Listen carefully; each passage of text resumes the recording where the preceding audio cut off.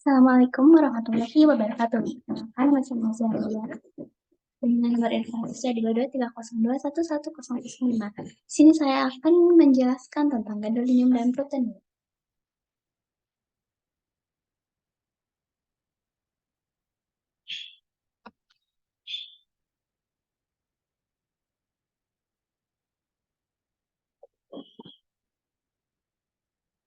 Sebelum menjelaskan tentang gadolinium dan plutonium, kita harus mengetahui dulu gadolinium ini termasuk ke dalam golongan apa dan masuk dalam unsur golongan apa. Gadolinium sendiri termasuk dalam unsur golongan lantanida. Lantanida kelompok unsur kimia yang terletak di blok khusus yang disebut dengan blok F. Nama lantanida diambil dari lantanum yang merupakan unsur pertama dalam deret lantanida. Lantanum sendiri dinamai berdasarkan nama Yunani yaitu lantanin, yang berarti tersembunyi. Nama ini dipilih karena lantanum awalnya sulit terdeteksi dalam sampah mineral dan sulit dipisahkan dari unsur-unsur lain. Unsur-unsur lantanida juga sering dikelompokkan bersama-sama karena sifat-sifat mereka yang serupa. Mereka memiliki kepadatan yang tinggi, tekebur yang tinggi, dan kemampuan untuk membentuk oksida yang stabil. Kelompok lantanida meliputi lantanum, cerium, praseodymium, neodymium, prometium, samarium, europium, gadolinium, terbium, dysprosium, holmium, erbium, thulium, ytterbium, dan lutetium. Selanjutnya ada golongan aktinida. Aktinida ini termasuk plutonium ini termasuk dalam golongan aktinida. Aktinida merupakan sekelompok unsur kimia yang terletak di blok F pada tabel periodik, tepat di bawah kelompok lantanida. Nama aktinida ini berasal dari aktinium, yaitu unsur pertama dari deret aktinida. Nama aktinida dipilih untuk menyematkan nama aktinium pada kelompok ini, mengikuti pola yang sama dengan kelompok lantanida. Aktinium ini dinamai berdasarkan sifat radioaktifnya yang berasal dari kata Yunani yaitu aktis yang berarti sinar. Nah, kemudian unsur ini juga dikelompokkan karena kemiripan sifat-sifatnya, termasuk reaktivitas, kimia, dan kemampuan untuk terbentuk senyawa yang serupa. Unsur-unsur ini meliputi aktinium, thorium, protaktium, uranium, neptunium, plutonium, americium, curium, berkelium, californium, instantium, francium, mendelevium, dan nobelium. Lalu selanjutnya yang terakhir adalah francium. Nah, kita akan mengenal gadolinium. Gadolinium ini ditemukan oleh seorang ahli kimia bernama Jan Carles de Marigenac pada tahun 1880. Marigenac adalah seorang ilmuwan Swiss yang sedang melakukan penelitian tentang mineral yang mengandung logam tanah jarang saat mempelajari mineral bernama gadolit. Marigenac berhasil mengisolasi sebuah senyawa baru yang mengandung logam yang sekarang dikenal dengan gadolinium.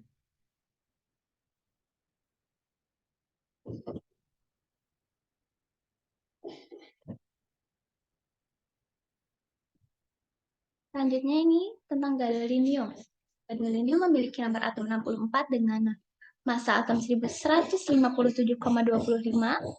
dengan simbol Gd dan memiliki konfigurasi elektron Xe4f, 5d, dan 6s dengan akhiran 6s pangkat 2 dan bernama gadolinium memiliki sifat solid atau panutan dan kristalnya berlima membentuk heksagonal.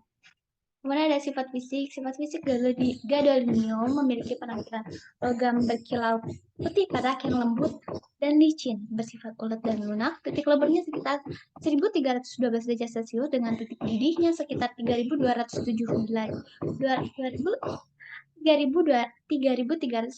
derajat Celcius. Gadolinium ini termasuk dalam kelompok logam tanah jarang yang memiliki kepadatan yang relatif tinggi. Pada suhu kamar, logam bersifat paramagnetik namun menjadi ferromagnetik saat didinginkan.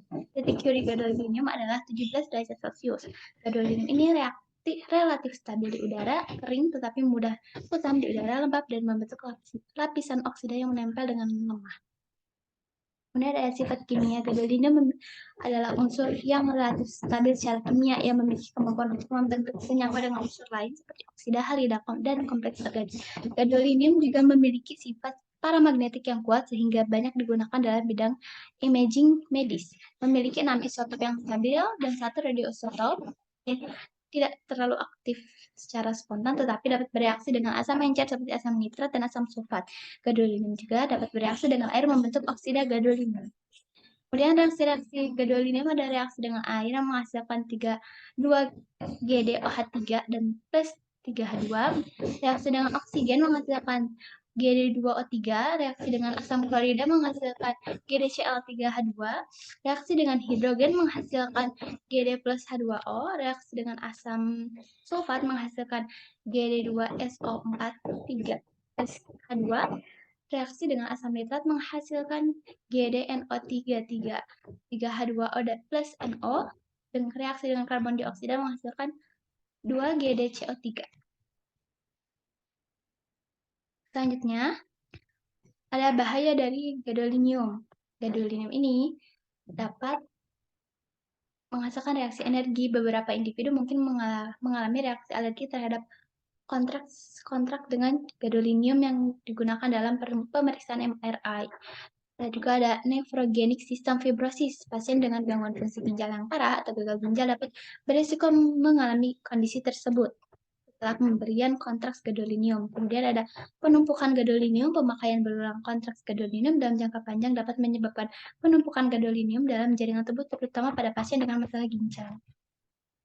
Selanjutnya ada penggunaan gadolinium. Gadolinium ini biasa digunakan dalam paduan besi dan kromium untuk meningkatkan ketahanan terhadap suhu dan oksidasi yang tinggi. Kemudian digunakan untuk membuat garnet gadolinium yttrium yang memiliki aplikasi gelombang mikro.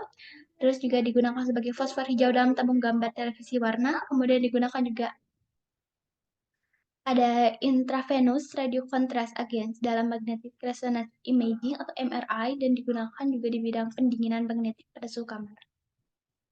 Kemudian ada plutonium. Plutonium adalah unsur aktinida. Plutonium ini ditemukan oleh sekelompok ilmuwan yang dipimpin oleh Glenn T. Seaborg di Laboratorium Nasional Berkeley, Amerika Serikat pada tahun 1940. Glenn T. Plutonium ini ditemukan sebagai hasil dari penelitian dilakukan untuk memperoleh unsur transuranium sintesis yang lebih berat dari uranium. Pada tahun 1940, Seaborg dan timnya melakukan penembakan neutron ke dalam inti uranium dengan menggunakan siklotron. Hasil penelitian ini menghasilkan isotop baru yang sebelumnya belum pernah ditemukan, yaitu plutonium. Plutonium ini memiliki nomor atom 94 dengan massa atom 244 dan memiliki konfigurasi elektron Rn 5f⁻6 7s⁻2. Sifat fisiknya, plutonium adalah logam berat yang berwarna perak keabuan, memiliki titik lebur yang relatif rendah sekitar 640 derajat Celcius atau sama dengan 1184 derajat Fahrenheit, dengan titik didih 3228 derajat Celcius atau 5842 derajat Fahrenheit, merupakan logam yang sangat padat dengan densitas sekitar 19,8 gram per cm3. Plutonium merupakan logam radioaktif perak yang memudar udara untuk menghasilkan lapisan oksida kuning. Isotop plutonium yang paling stabil ada plutonium nomor 244. Keberadaan plutonium dalam lingkungan alami terbatas karena keberadaannya umumnya hasil dari aktivitas manusia. Zat kimianya memiliki unsur aktinida yang sangat reaktif secara kimiawi, bereaksi dengan air, oksigen, dan banyak senyawa kimia lainnya, dapat membentuk berbagai senyawa seperti oksida halida dan senyawa organoplatinum, dapat mengalami reaksi kimia dengan air yang menghasilkan pelepasan gas hidrogen dan panas, mudah teroksidasi dan ketika terpapar udara dan membentuk lapisan oksida di permukaannya. Plutonium 239, salah satu isotop plutonium yang paling umum, dapat mengalami fusi nuklir dan digunakan dalam senjata nuklir dan reaktor nuklir. Reaksi-reaksinya, reaksi dengan oksigen menghasilkan PuO3, reaksi dengan air menghasilkan PuOH4 plus H2, reaksi dengan asam nitrat menghasilkan PuNO3 4H2O plus N2O4, reaksi dengan asam klorida menghasilkan PuCl3 plus H2, reaksi dengan nuklir menghasilkan fisi nuklir plus produk reaksi. Bahaya dari plutonium sendiri adalah ada radiasi. Plutonium ini menghasilkan radiasi yang berbahaya dalam bentuk partikel alfa. Kemudian ada toksisitas kimiawi. Plutonium juga memiliki sifat beracun. Terus ada kontaminasi lingkungan yang plutonium yang tidak terkendali dapat mencemari lingkungan yang permanen. Potensi juga kegunaan dalam senjata nuklir secara ketika digunakan oleh oknum yang tidak bertanggung jawab, plutonium akan menghasilkan bahaya yang sangat besar. Kemudian ada bersifat sangat tidak stabil dan radioaktif. Kegunaan plutonium. Plutonium adalah dapat mengalami reaksi berantai nuklir yang digunakan dalam bom nuklir dan reaktor nuklir. Juga digunakan sebagai sumber panas, sumber energi untuk probe luar angkasa yang berumur panjang. Digunakan juga sebagai baterai patut jantung yang menggunakan sejumlah kecil plutonium. Karena sifat radioaktifnya juga, plutonium digunakan dalam pengukuran radiometrik dalam penelitian ilmiah.